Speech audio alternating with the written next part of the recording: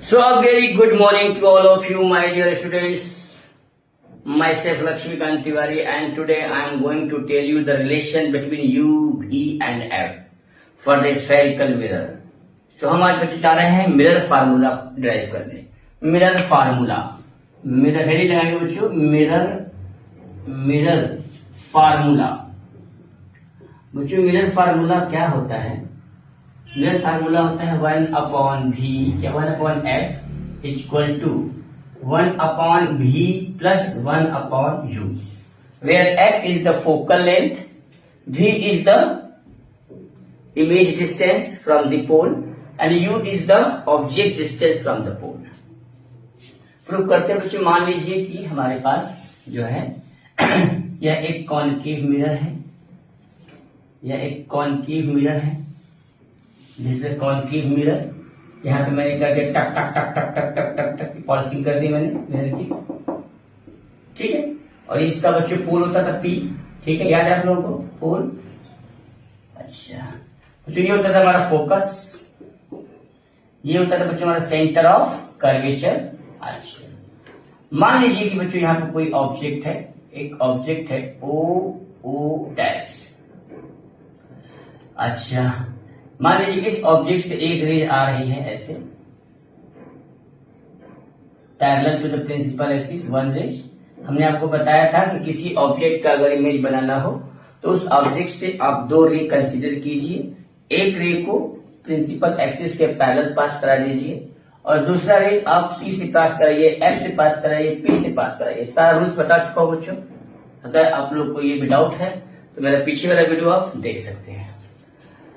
Okay बच्चों, ये light जाएगी यहाँ पे इस पॉइंट पे. मान लीजिए ए पॉइंट पर, ये ए पॉइंट पे इसको मिरर पर टकराया और मिरर से टकराने के बाद जो लाइन होती है वो फोकस से पास करती है. ये फोकस होता है. ठीक. दूसरी जो लाइट है, रे ऑफ लाइट है, वो सी से मान लीजिए पास की, सी से पास की और मिरर से टकराई. ये रे आई और यहां से उसी पाथ पे रिट्रेस हो गई. यहां बना बच्चों हमारा इमेज, यहां परपेंडिकुलर हमने डाल दिया. This is called I dash.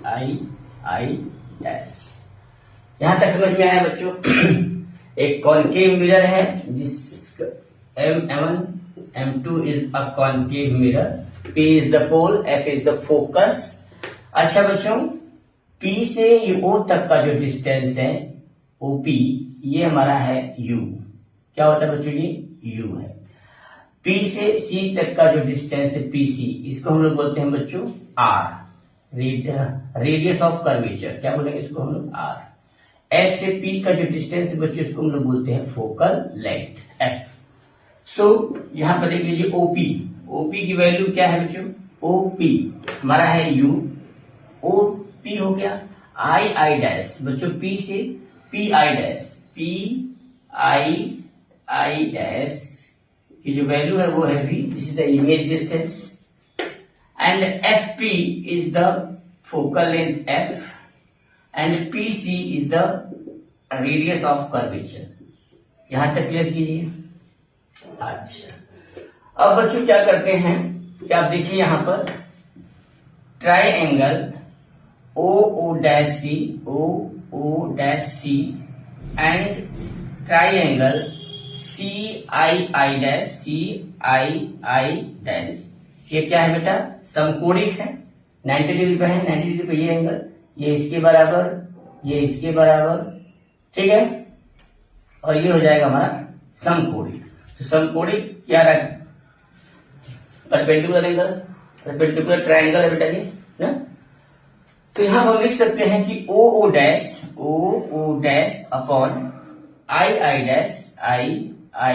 Dash equal to OC upon CI. This is the first equation.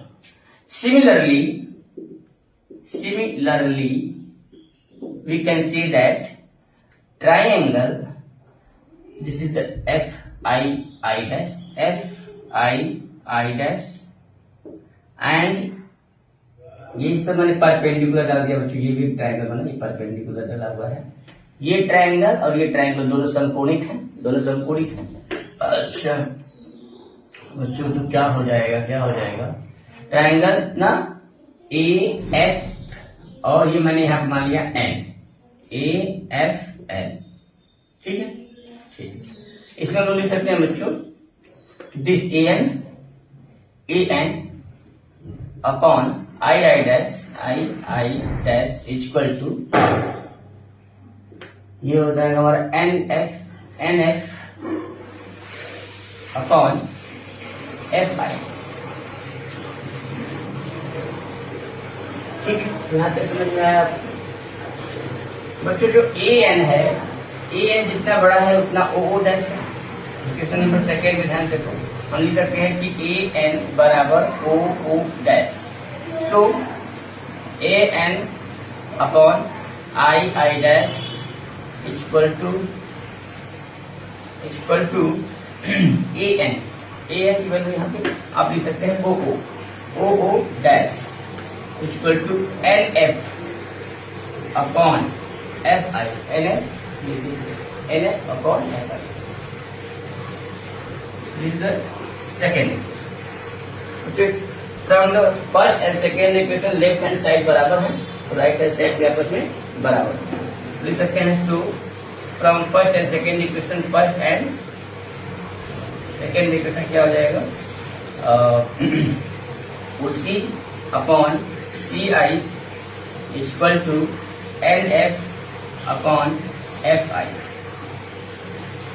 ठीक है बच्चों, एन एफ